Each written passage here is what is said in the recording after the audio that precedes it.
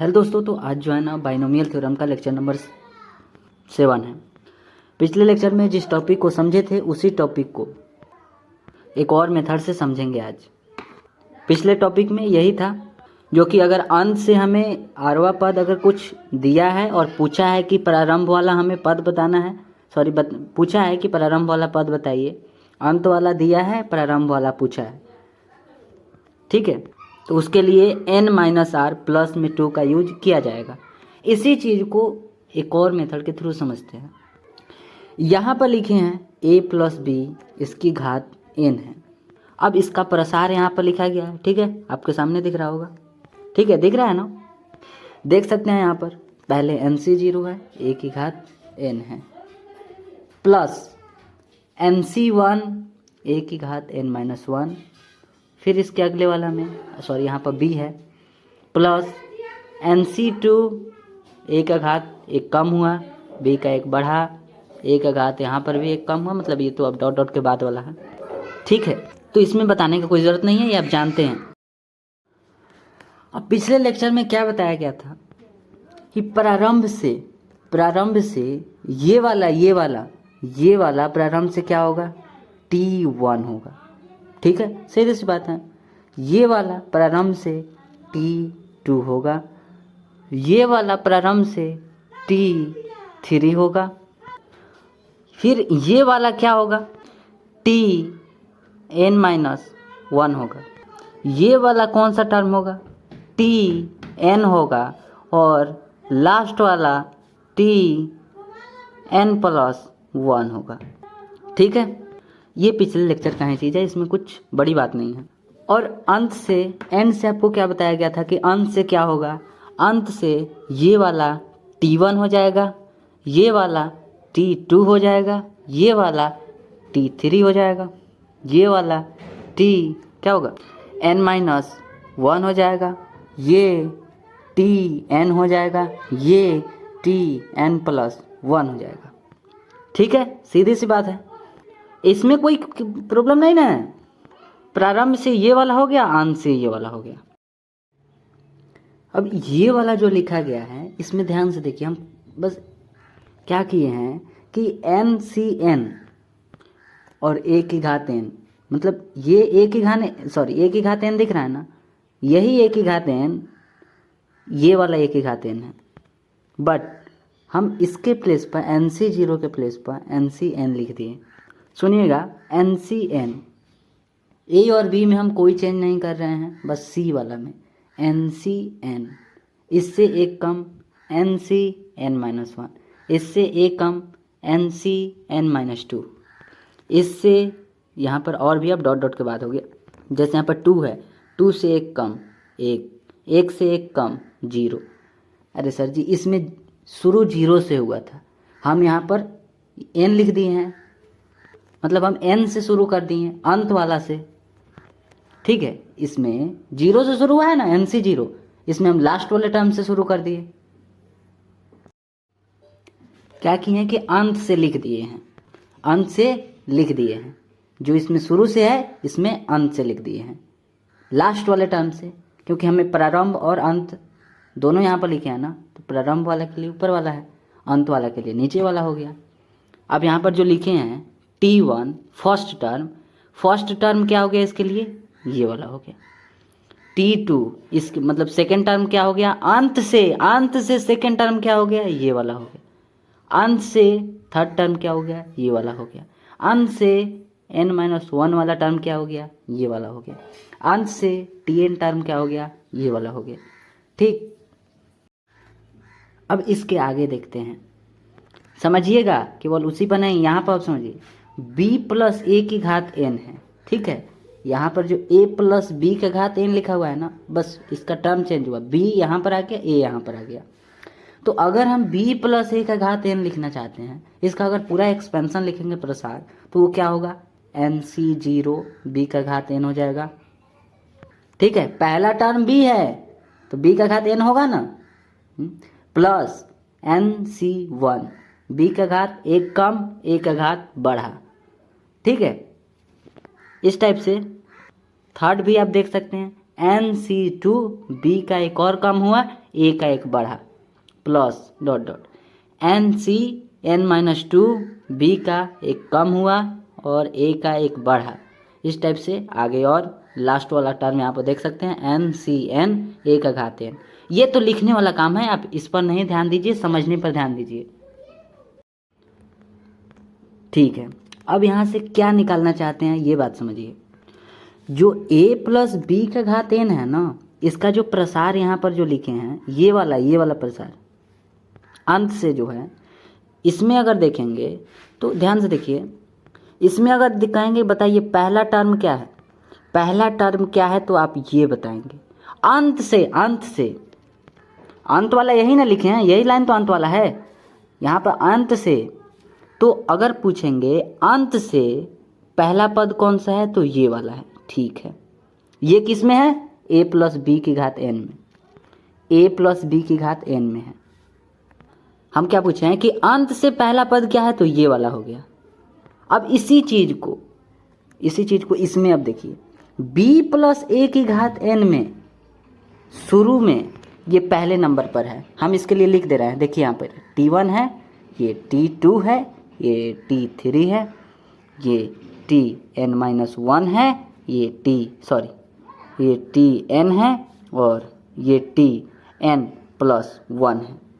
ठीक है, अब समझिए हम क्या कहे हैं, ये अभी देखिए A प्लस बी की घात n में हम पूछ रहे हैं, A प्लस बी की घात n में कि अंत से यहाँ देखिए अंत से पहला पद कौन सा है तो यहाँ पर लिखे हैं ये ऐसे कि यही ना अंत वाला लाइन नहीं ना है, तो अंत से पहला पद कौन सा है तो ये वाला है।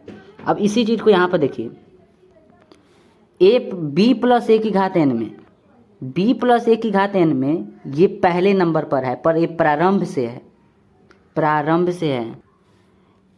A प्लस बी की घात n में जो अंत में मिल रहा है ना पहला नंबर पर, A प्लस बी की घात n में n के प्रसार में जो अंत से इधर से अंत से जो पहला नंबर पर मिल रहा है ना, वही B प्लस A की घात n में प्रारंभ से पहला नंबर पर मिल रहा है। ठीक है, इसमें देखेंगे तो सेकेंड नंबर पर ये वाला देखिए, अंत से सेकेंड नंबर वाला टर्म ये वाला है, ये A प्लस बी की घात n में, A प्लस बी की घात n में। यही चीज़ B प्लस A की घात n में देखेंगे तो प्रारंभ मतलब इधर से सेकेंड नंबर पर है। आप मिला भी सकते हैं, इसमें क्या है NC1 B की घात n-1 है और A है, तो इसमें भी है NC1 और B की घात n-1 और A की घात 1 है। ठीक है, तो यहाँ पर हम क्या लिखे हैं ध्यान से देखिए, A प्लस बी की घात n में अंत से आरवा पद, A प्लस बी की घात n में अंत से आरवा पद, समझिए ये A प्लस बी है ना, A प्लस बी की घात n में अंत से बोला है कि अंत से अगर आरवा पद हमें निकालना है, अंत से आरवा पद इधर से, तो एज इक्वल टू में B प्लस A की घात n में वो प्रारंभ से आरवा पद होगा, जो सीधा सा हमें उल्टा कंसेप्ट लग रहा है, समझ रहे हैं ना, बस इसके जगह चेंज किया जा रहा है कि A के प्लेस पर इस B को ला दे रहे हैं और B के प्लेस पर A को ला दे रहे हैं। देखिए ना यहाँ पर B प्लस A लिख दिए हैं, इसी का अपोजिट। ठीक है, और वो चीज़ हम इसमें भी दिखाए हैं ना कि A प्लस बी की घात n, देखिए A प्लस बी की घात n इसका प्रसार है ना ये वाला, तो इसमें जो लास्ट में मिल रहा है ये लास्ट में ही ना है, तो यही चीज़ B प्लस A में शुरू में मिल रहा है, NC0B की घात n शुरू में मिल रहा है, मतलब इधर से हम जा रहे हैं, ये प्रारंभ है, प्रारंभ इसमें इधर से मतलब अंत से देख रहे हैं तो अंत से जो पहला नंबर पर आ रहा है वो इधर शुरू से आ रहा है, प्रारंभ में आ रहा है। ठीक है क्या, इसी का तो देखेंगे, यहाँ पर A प्लस बी की घात n है, यहाँ पर B प्लस A की घात n है। ठीक है, B प्लस A की घात n। अब यहाँ पर देखेंगे जो अंत से तीसरे नंबर पर है A प्लस बी की घात n में, ये अंत से जो तीसरे नंबर पर है ना, यही ना है अंत से तीसरे नंबर पर।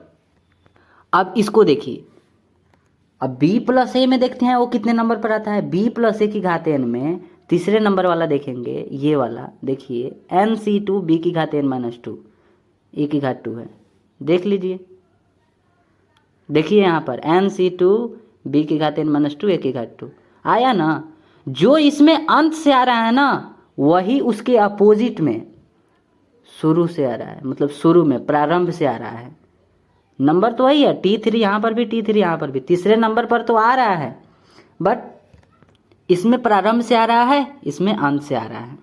ठीक है, अब यहाँ पर देख लीजिए a प्लस बी की घात n में जो आरवा पद होगा वो b प्लस a की घात n में प्रारंभ से आरवा पद होगा।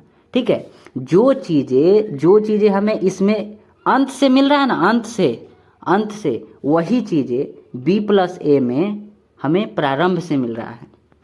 ठीक है, इधर से मिल रहा है, तो इसलिए अंत यहाँ पर a प्लस बी की घात n लिखे हैं, अंत से आरवा पद is equal to b plus a की घात n में ये प्रारंभ से मिलेगा।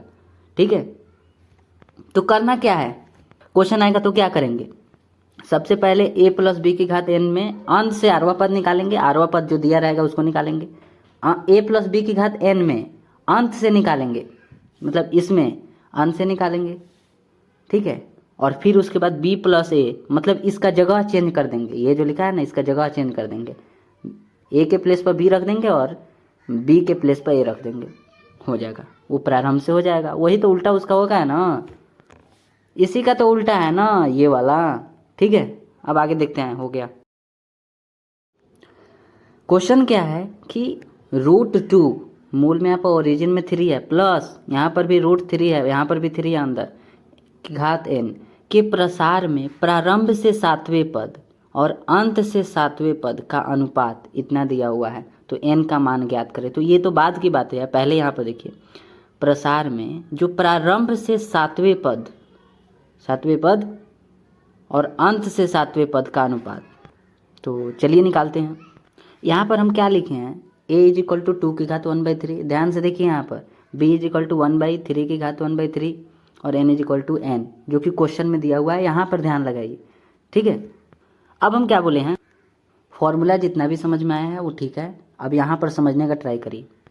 क्वेश्चन में यही दिया हुआ था ना, ये वाला क्वेश्चन में दिया हुआ था, तो इसकी घात n के प्रारंभ से 7वां पद, नहीं समझे, अरे ये क्वेश्चन दिया हुआ है, 7वां पद बोला है ना, तो हम पहले क्या कर रहे हैं, यहाँ पर लिख दिए कि प्रसार में प्रारंभ से 7वां पद निकाल रहे हैं। अब इसमें आपको क्या प्रॉब्लम हो सकता है, तो हम प्रारंभ से निकाल रहे हैं, मतलब इधर से जैसा हम लोग निकालते हैं वैसा ही निकालेंगे, इधर से निकालना है जैसा निकालते हैं वैसा ही निकालेंगे, कुछ नहीं करना है, बहुत ही ईजी है। ये क्वेश्चन दिया हुआ है और हमसे पूछा है 7वां पद, 7वां पद निकालने के लिए हम क्या करेंगे, r के प्लेस पर हमें 6 लेना होगा। ठीक है, लिख दे क्या, r के प्लेस पर हमें 6 लेना होगा। ठीक है, अभी हम जो इतना कर रहे हैं ना उतना समझिए, ये क्वेश्चन है, बोला है कि 7वां पद निकाल कर बताइए। अब इसके पहले वाले जो भी था, अगर आपको हम अभी से पहले, मतलब पिछले लेक्चर से भी पहले अगर हम कहते कि बताइए 7वां पद के लिए आप क्या करते, सीधा r = 6 लगाते और निकाल देते। तो उसी टाइप से यहाँ से भी, यहाँ पर भी करना है, हम बस प्रारंभ लिख दिए हैं, प्रारंभ का मतलब जैसे हम लोग निकालते थे उसी टाइप से ना निकालेंगे, इसमें कुछ नहीं करना है, बस प्रारंभ लिख दिए हैं, मतलब जैसे आप निकालते हैं वैसा ही निकालिए, कुछ अलग नहीं करना है।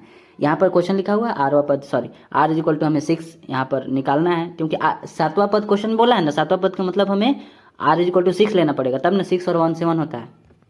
तो देखिए यहाँ पर T7 लिख दिए, क्योंकि 6 और 1 7 हो जाएगा, = में यहाँ देखिए NC6, r के प्लेस पर 6 हो गया, r = 6 देखिए, और n कितना मालूम है, देखिए n तो n ही क्वेश्चन में n ही दिया हुआ है। ठीक है, देख लीजिएगा, तो n के प्लेस पे n ही है।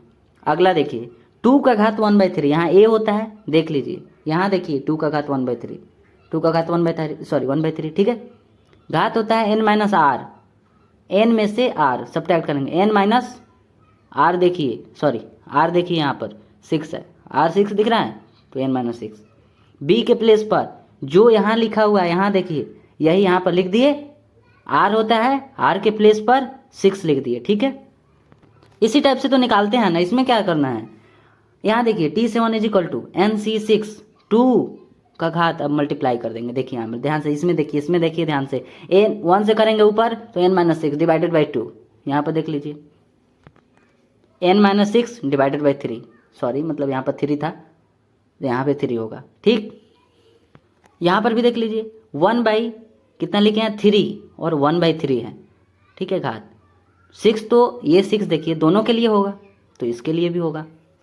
ठीक है, अगला देखते हैं T7 = में NC6 2 का घात n-6 डिवाइडेड बाई 3 इसके लिए, ठीक है। इसके लिए क्या होगा, यहाँ पर देखिए 3 का घात 1/3 डिवाइड करेंगे तो कितना मिलेगा आपको 2, तो 3 का घात 2 आ जाएगा। तो देखिए यहाँ देखिए 1/3 का घात 2, ठीक है। तो आई होप क्लियर होगा।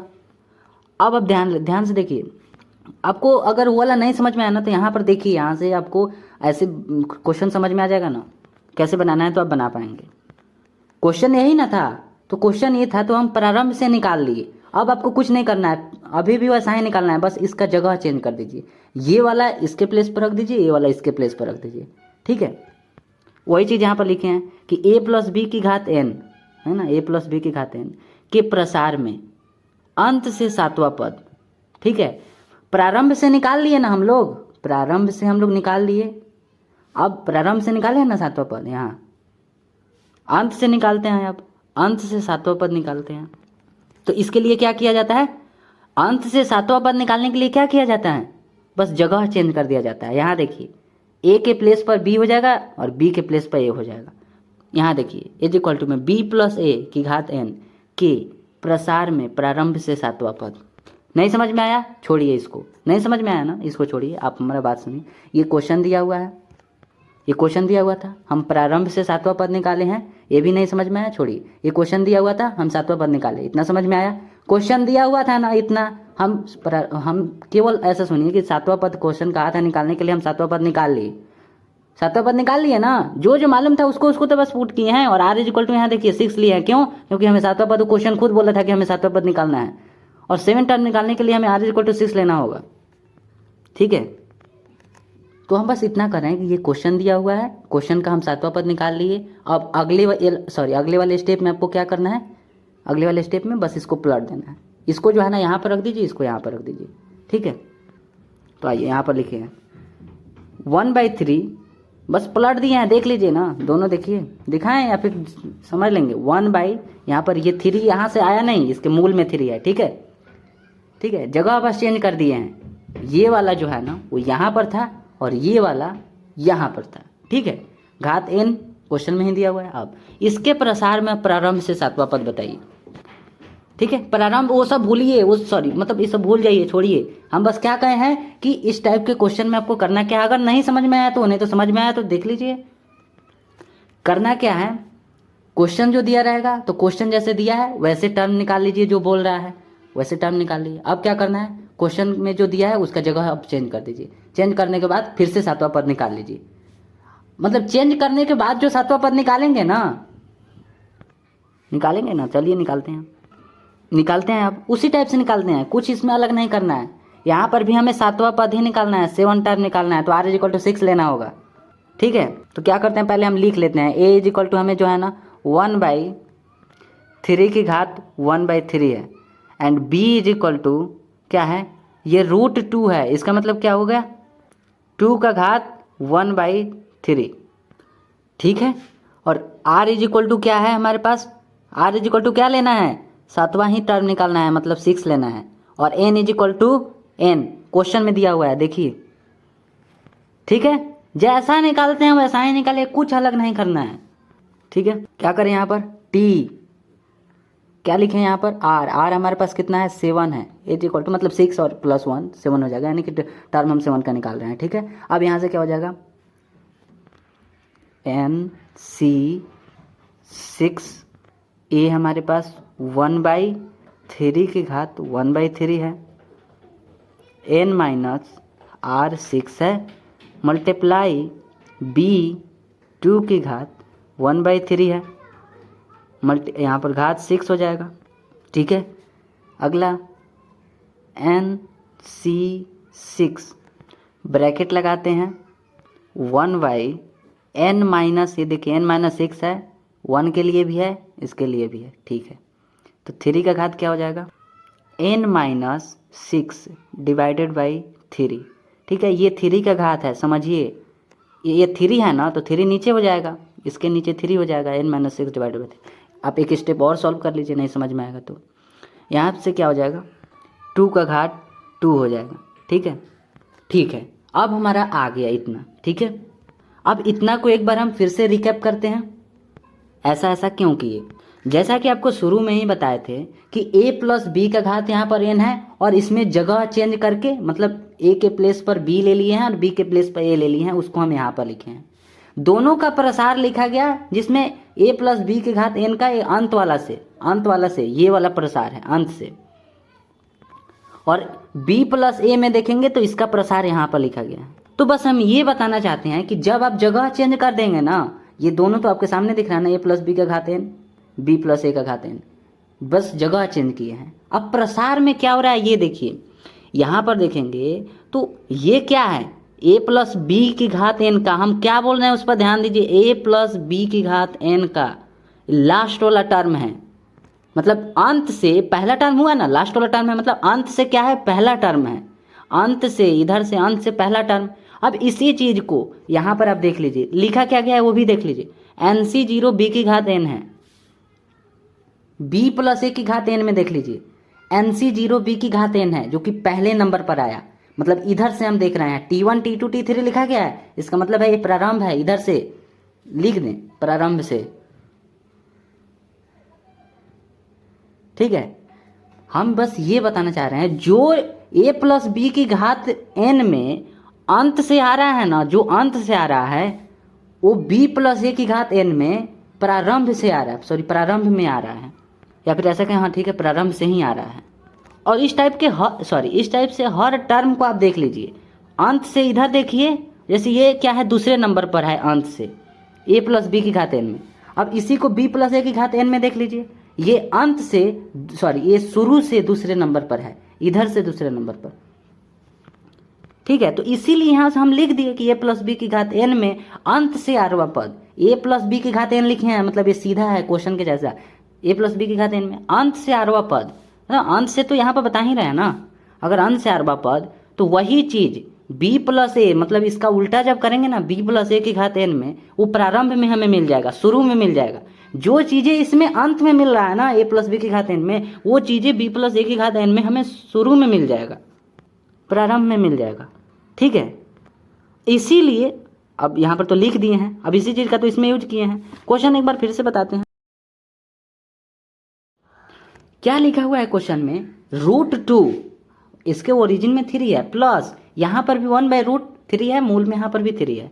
कहा है इसके जो एक्सपेंशन होगा, जो प्रसार होगा, उसमें प्रारंभ से बिगनिंग से प्रारंभ से 7th टर्म, प्रारंभ से 7th टर्म और अंत से 7वें टर्म का अनुपात। तो अनुपात के बाद वाला चीज हम बाद में देखेंगे, पहले जो बोल रहा है ना उसको देखिए। प्रसार में क्या बोला है, प्रारंभ से 7वां पद और अंत से 7वां पद।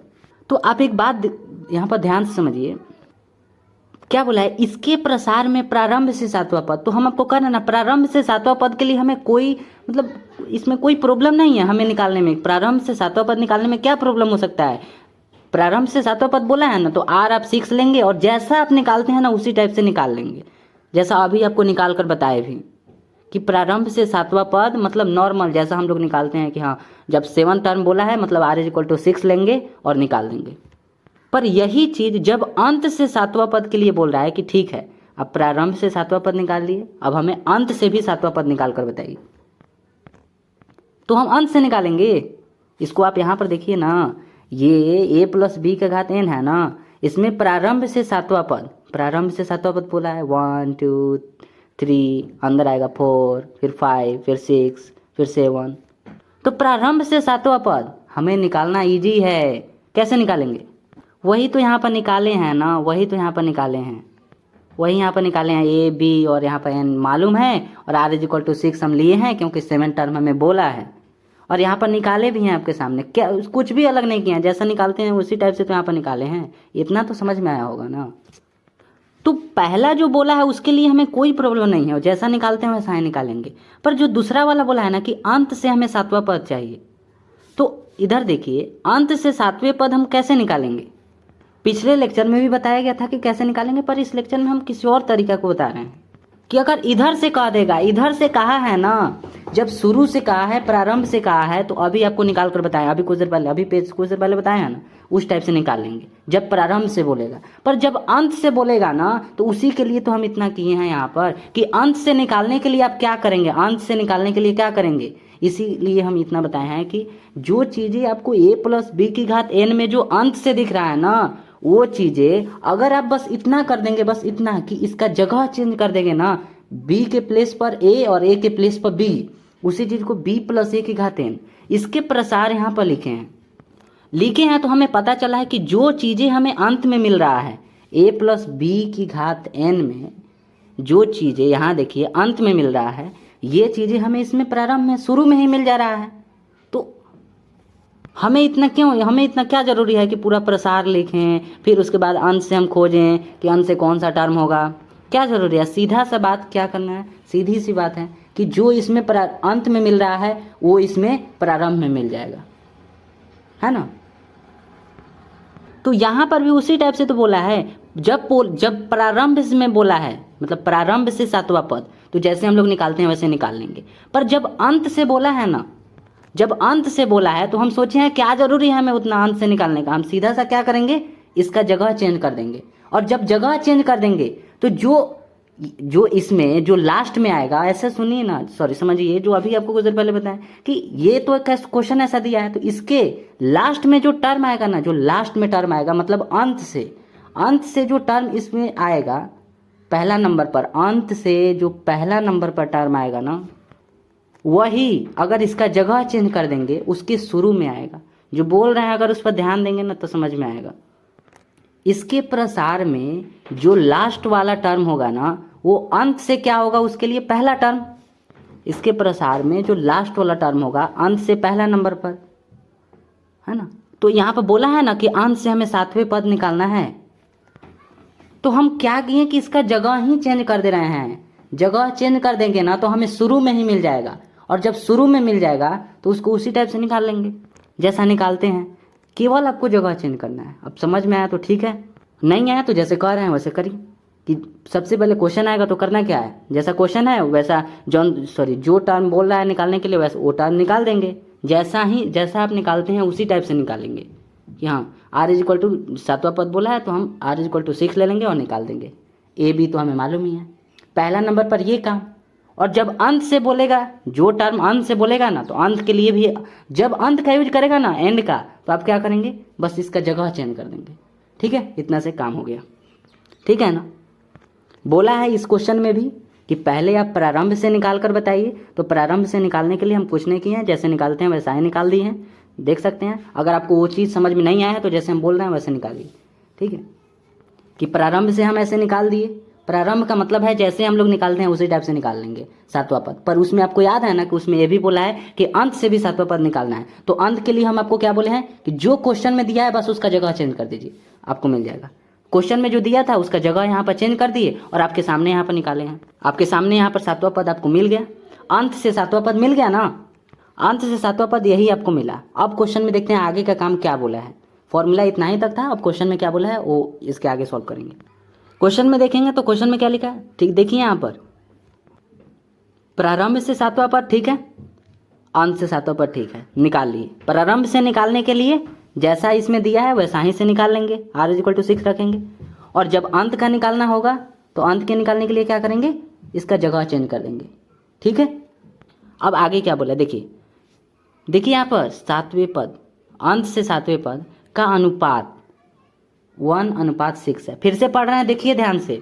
जो प्रारंभ से सातवें पद आया है ना, जो प्रारंभ से सातवां टर्म आया है वही, और उसके बाद क्या निकाले हैं, अंत से जो सातवां पद, प्रारंभ से भी निकाले हैं और अंत से भी निकाले हैं। इसका जो अनुपात है ना, वो रेशियो है, वो 1:6 दिया है, 1:6। तब n का मान ज्ञात करें। पहले तो 1:6 दिया है तो इसको पहले निकालते हैं।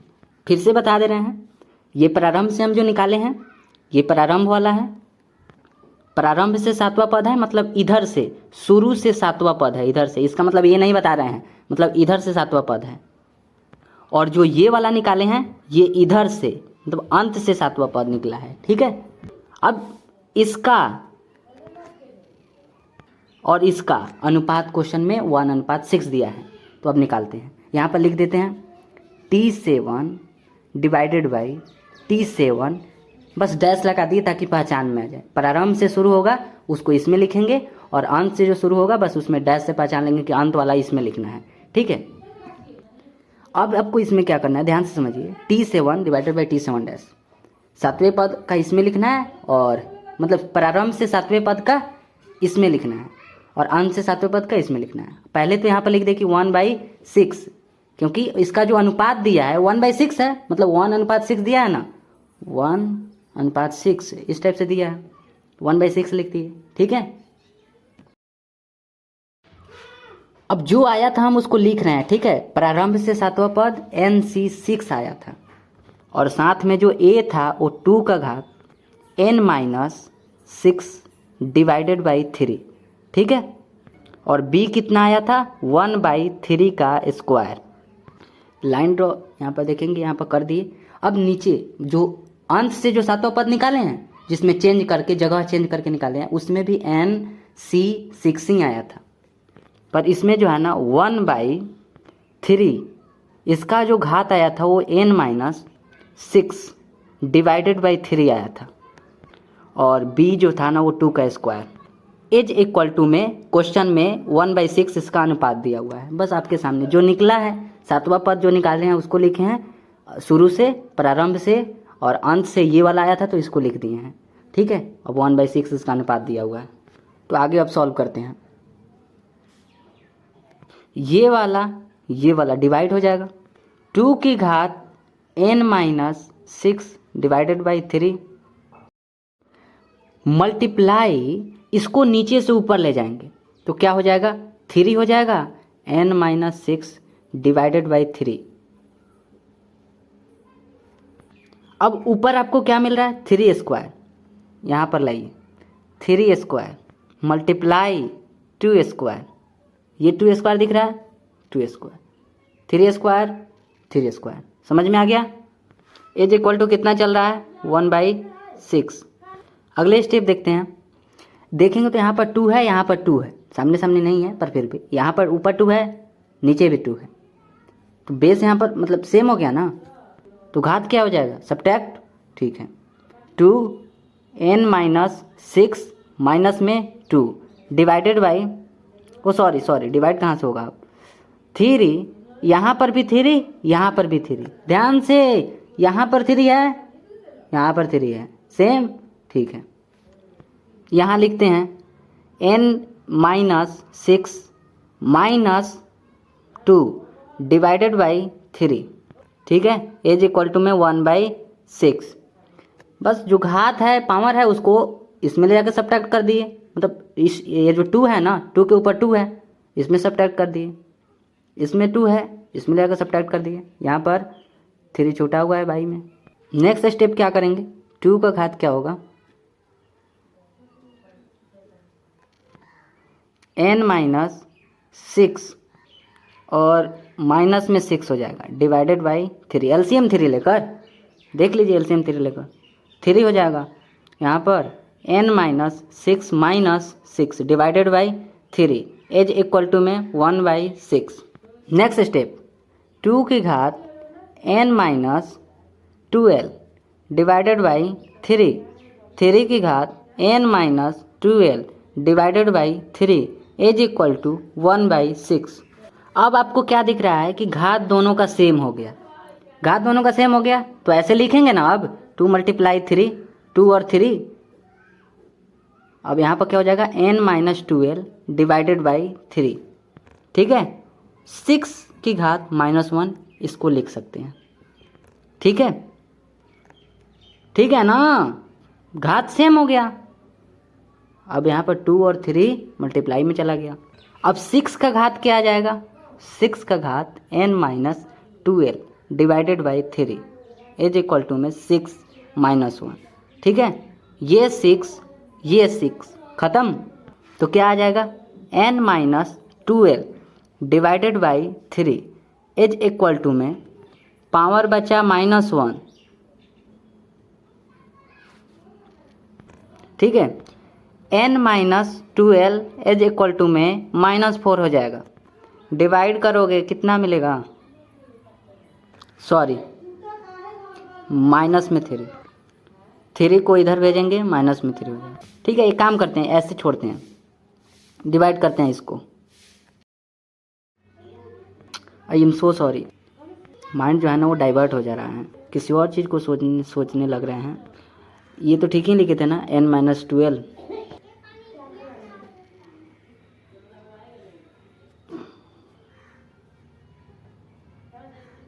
नाइन आंसर आ जाएगा। ठीक है, ठीक है ना।